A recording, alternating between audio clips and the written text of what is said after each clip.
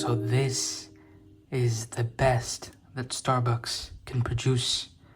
You know, it looks decent apart from the weird split in the middle, but yeah, they've packaged it decently. As you can see, it has char burns like the real ones, but somewhere at some point this does look kind of off.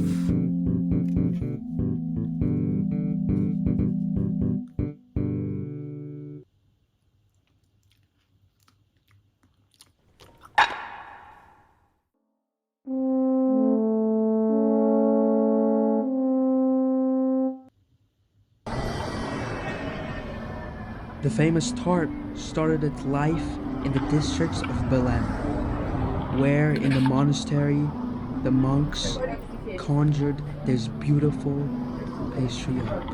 And it was passed down to this very bakery, the only bakery in the whole world with the original recipe. And here we are. The beautifully decorated walls and corridors lead you in, acknowledging the rich colonial history of this dish and acknowledging you to try it. And as you sit down, you realize how far you've come in this pilgrimage to discover this tart, to discover the history. The only bakers in the world with the know-how to carefully craft this perfectly each and every time.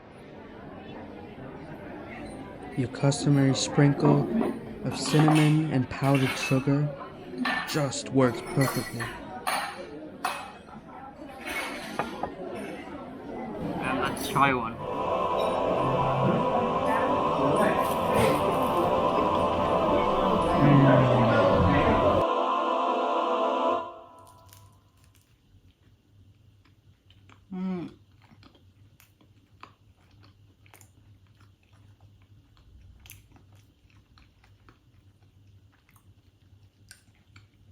Okay, I've got it.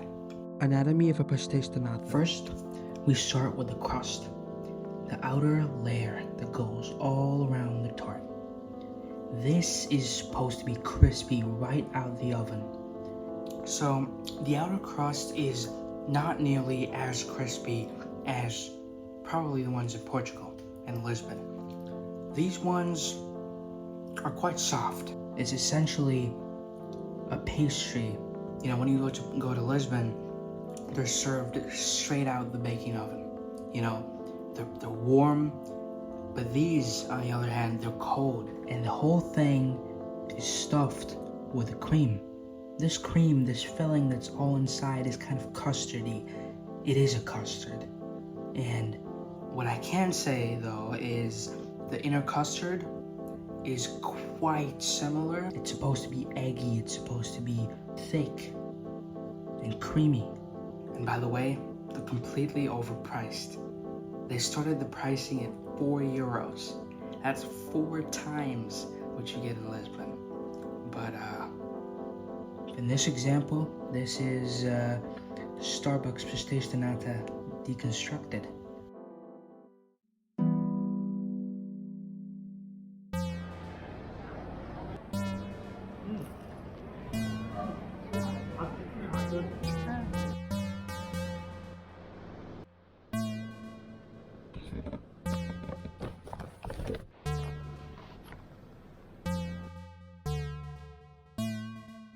This is like the sweet shops of India. We've got a variety.